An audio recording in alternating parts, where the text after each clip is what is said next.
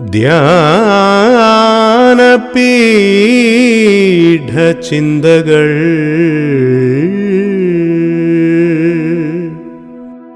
ധ്യാനപീഠചിന്തകൾ, a devotional thought for worship. നമ്മുടെ കർത്താവും രക്ഷിതാവുമായ യേശുക്രിസ്തുവിൻ്റെ നിസ്തുല്യ നാമത്തിൽ എല്ലാ പ്രിയപ്പെട്ടവർക്കും ധ്യാനപീഠ ചിന്തയിലേക്ക് സ്വാഗതം. നമ്മുടെ ഇന്നത്തെ ധ്യാനത്തിന് ആധാരമായി പ്രവൃത്തികളുടെ പുസ്തകം 16-ാം അധ്യായം 27-ാമത്തെ വാക്യം വായിച്ച് കേൾപ്പിക്കുന്നു. Book of Acts chapter 16 verse 27. കാരാഗ്രഹ പ്രമാണി ഉറക്കമുണർന്ന് കാരാഗ്രഹത്തിൻ്റെ വാതിലുകൾ തുറന്നിരിക്കുന്നത് കണ്ടിട്ട് ചങ്ങലക്കാർ ഓടിപ്പോയി കളഞ്ഞു എന്ന് ഊഹിച്ച് വാളൂരി തന്നെത്താൻ കൊല്ലുവാൻ ഭാവിച്ചു. വളരെ ചരിത്ര പ്രാധാന്യമുള്ള ഒരു വേദഭാഗമാണ് ഇന്ന് പ്രഭാതത്തിൽ വായിച്ച് കേൾപ്പിച്ചത്. ഈ മാസത്തിൻ്റെ ആരംഭ ഞായറാഴ്ചയിൽ നമ്മുടെ ദൈവം നമുക്ക് ചെയ്ത വലിയ ഉപകാരങ്ങളെ നാം ധ്യാനിച്ചുകൊണ്ട് ദൈവത്തെ ആരാധിക്കുന്ന മനോഹരമായ ഈ സമയത്ത് ഇവിടെ പറഞ്ഞിരിക്കുന്ന ചരിത്ര സംഭവം ഏവർക്കും സുപരിചിതമാണല്ലോ. പൗലോസും ശീലാസും കാരാഗ്രഹത്തിൻ്റെ ഉള്ളറയിൽ ചങ്ങലകളാൽ ബന്ധിക്കപ്പെട്ട് കിടക്കുമ്പോൾ ആ ചങ്ങലകൾ വലിയൊരു ഭൂകമ്പത്താൽ അവരുടെ കൈകളിൽ നിന്ന് അഴിഞ്ഞു മാറുകയും അവിടെ ഉണ്ടായിരുന്ന തടവ് പുള്ളികൾ രക്ഷപ്പെട്ടു പോയി കാണും എന്നുള്ള വലിയ ഭയത്താൽ കാരാഗ്രഹ പ്രമാണി സ്വയമായിട്ട് വാളൂരി തന്നെത്താൻ ഇല്ലാതായിട്ട് തീരുവാനായിട്ട് ആഗ്രഹിക്കുകയാണ്. വാളിൻ്റെ മുൾമുനയിൽ നിൽക്കുന്ന ഒരു കാരാഗ്രഹ പ്രമാണിയെ ഇവിടെ നമുക്ക് ശ്രദ്ധിക്കുവാൻ കഴിയുന്നുണ്ട്. പൊതുവിൽ നമുക്ക് ഇങ്ങനെ അനുമാനിക്കാം, ചരിത്രത്തിൽ അങ്ങനെയാണ് ആളുകൾ മരണത്തെ വരിച്ചിട്ടുള്ളത്. വാള് അവരുടെ വയറിലേക്ക് കുത്തിയിറക്കി അവർ സ്വയമായി മരണത്തിന് കീഴടങ്ങുകയാണ്. അപ്പോൾ അതിനുവേണ്ടി ഒരുക്കത്തോടെ തയ്യാറായിട്ട് ഭയചകിതനായിട്ട് നിൽക്കുന്ന കാരാഗ്രഹ പ്രമാണിയുടെ ചിത്രം ഇവിടെ നമുക്ക് ശ്രദ്ധിക്കുവാനായിട്ട് കഴിയുന്നുണ്ട്. എന്നാൽ പൗലോസ് പറയുന്ന വാക്ക്, നീ ഒരു ദോഷവും ചെയ്യല്ല, ഞങ്ങളെല്ലാം ഇവിടെയുണ്ട് എന്നുള്ള വാക്കായിരുന്നു. അതേ തുടർന്ന് ഞാൻ എന്താണ് രക്ഷ പ്രാപിക്കാൻ ചെയ്യേണ്ടത് എന്ന് കാരാഗ്രഹ പ്രമാണി ചോദിക്കുമ്പോൾ കർത്താവായ യേശുവിൽ വിശ്വസിക്കുക, എന്നാൽ നീയും നിന്റെ കുടുംബവും രക്ഷ പ്രാപിക്കും എന്നുള്ള അനുഗ്രഹീതമായ വാക്ക് പൗലോസിൻ്റെ നാവിൽ നിന്ന് വീണപ്പോൾ അതിനെ അങ്ങനെ തന്നെ അംഗീകരിക്കുകയും യേശുക്രിസ്തുവിനെ ഹൃദയത്തിലേക്ക് ഏറ്റെടുക്കുകയും ആ കുടുംബം ഒന്നടങ്കം സ്നാനമേൽക്കുകയും ചെയ്ത ചരിത്രമാണ് ഇവിടെ രേഖപ്പെടുത്തിയിരിക്കുന്നത്. ഈ കാരാഗ്രഹ പ്രമാണിയുടെ ജീവിതത്തിലേക്ക് നിങ്ങളുടെ ശ്രദ്ധയൊന്ന് തിരിക്കട്ടെ.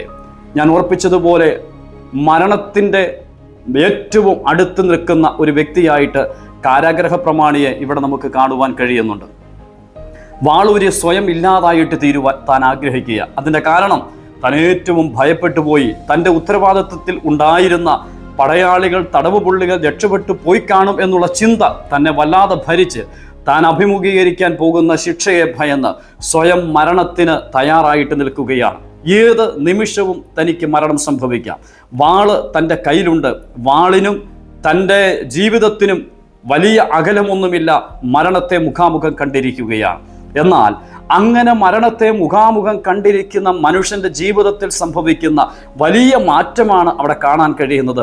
യേശുക്രിസ്തുവിനെ കുറിച്ചുള്ള സന്ദേശം താൻ കേൾക്കുവാൻ ഇടയായിട്ട് തീർന്നു.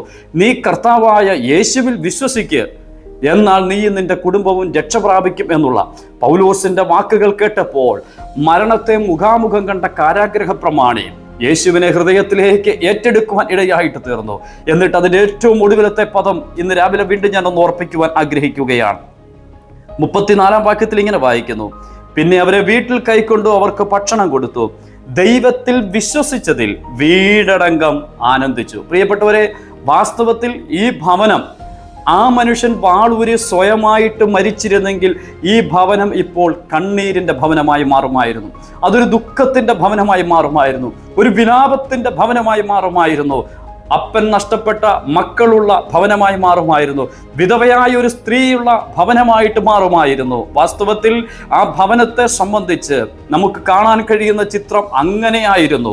എന്നാൽ നോക്കിക്കേ, ഒരൊറ്റ വ്യക്തിയുടെ സന്ദേശം, ആ വ്യക്തിയുടെ സന്ദേശത്തിന്റെ ശക്തിയാൽ ഈ മനുഷ്യന്റെ കുടുംബം ഇതാ ആനന്ദത്തിലേക്ക് എത്തുവാൻ ഇടയായിട്ട് തീർന്നു. എത്രയോ വലിയ പരിവർത്തനമാണ് ഒരു നിമിഷം കൊണ്ട് അവിടെ സംഭവിപ്പാൻ ഇടയായിട്ട് തീർന്നത്. മരണത്തെ മുഖാമുഖം കണ്ട, ജീവിതം ഒടുക്കിക്കളയുവാൻ ശ്രമിച്ച കാരാഗ്രഹ പ്രമാണി ഇവിടെ ഇതാ കുടുംബമായിട്ട് ആനന്ദിക്കുന്നു. എങ്ങനെയാ അത് സാധ്യമായത്? കർത്താവായ യേശുവിൽ വിശ്വസിച്ചു എന്നുള്ള ഏക കാരണത്താൽ. ഇന്ന് പ്രഭാതത്തിൽ വളരെ സന്തോഷത്തോടെ ഞാൻ ഇങ്ങനെ ഉറപ്പിക്കട്ടെ, മരണത്തിൻ്റെ കരിനിഴൽ വീണിരുന്ന എൻ്റെയും നിങ്ങളുടെയും ജീവിതം, മരണത്തെ മുഖാമുഖം കണ്ടിരുന്ന നമ്മുടെ ജീവിതം, നിത്യനരകത്തിൽ നിബന്ധിക്കേണ്ടിയ നമ്മുടെ ജീവിതം, ആരും രക്ഷിപ്പാനില്ലാതിരുന്ന പ്രതിസന്ധികൾ നിറഞ്ഞ നമ്മുടെ ജീവിതം, ആ ജീവിതത്തെ സമൂലമായിട്ട് മാറ്റി ഇന്ന് കുടുംബമായിട്ട് ദൈവത്തെ സ്തുതിക്കുവാൻ, ദൈവസന്നിധിയിൽ ആനന്ദിക്കുവാൻ, ഹൃദയത്തിൽ അതിയായിട്ട് സന്തോഷിപ്പാൻ മുഖാന്തരമായിട്ട് തീർന്നത് ഒരു സന്ദേശത്തിൻ്റെ ശക്തിയാണ്. മറ്റാരുടെയുമല്ല, നമ്മുടെ കർത്താവായ യേശു ക്രിസ്തുവിൻ്റെ സുവിശേഷത്തിൻ്റെ ശക്തി. ആ സുവിശേഷം നമ്മുടെ ജീവിതത്തിൽ വരുത്തിയ മാറ്റം, അതാണ് ആനന്ദത്തിന് കാരണമായിട്ട് തീർന്നത്. എന്തായിരുന്നു ആ സുവിശേഷം? ദാവീദിൻ്റെ സന്തതിയായി ജനിച്ച് മരിച്ചിട്ട് ഉയർത്തെഴുന്നേറ്റിരിക്കുന്ന യേശു ക്രിസ്തുവിനെ ഓർത്തുകൊള്ളുവിൻ, അതാകുന്നു എൻ്റെ സുവിശേഷം. ഇന്ന് പ്രഭാതത്തിൽ നന്ദിയോടെ ഓർക്കാം. കാൽവരിയിലെ കൊലമരത്തിൽ നമുക്ക് വേണ്ടി അതിവേദന സഹിച്ച് നമുക്ക് വേണ്ടി പ്രാണനെ വിട്ട ദൈവപുത്രൻ്റെ ക്രൂശ് മരണത്താൽ നമുക്ക് ലഭിച്ചത് വലിയ സന്തോഷം, ആനന്ദം. ഇന്ന് പ്രഭാതത്തിൽ ഈ ആനന്ദം നമുക്ക് തരുവാൻ, നമുക്ക് വേണ്ടി ദൈവകോപത്തിൻ്റെ ചക്കിൽ കിടന്ന് വെന്തെരിഞ്ഞ ദൈവപുത്രൻ്റെ ക്രൂശ് മരണത്തെ നമുക്ക് ധ്യാനിക്കാം. പിതാവിന് സകല മഹത്വവും പുത്രമുഖാന്തരം അർപ്പിക്കാം. അവിടുത്തെ ആരാധിച്ച് മഹത്വപ്പെടുത്താം. വിലയേറിയ നാമം മാത്രം മഹിമപ്പെടുമാറാകട്ടെ. ആദമ്യ പാപത്തിൻ ശാപം തീർപ്പാൻ പുത്രനെ ക്രൂശിൽ തകർത്ത സ്നേഹം ഓർക്കുമ്പോൾ എന്നുള്ളം ആനന്ദിക്കും. വാഴ്ത്തുന്നു നിന്നെ ഞാൻ യേശുനാഥ, ഓർക്കുമ്പോൾ എന്നുള്ളം ആനന്ദിക്കും. വാഴ്ത്തുന്നു നിന്നെ ഞാൻ യേശുനാഥ. കാലങ്ങൾ എത്ര ഞാൻ വ്യർത്ഥമാക്കി, ക്രൂശിലെ സ്നേഹത്തെ തള്ളി നീക്കി. എങ്കിലും എന്നെ നീ സ്നേഹിച്ചല്ലോ, അത്ഭുതം നിൻ സ്നേഹം യേശുനാഥ.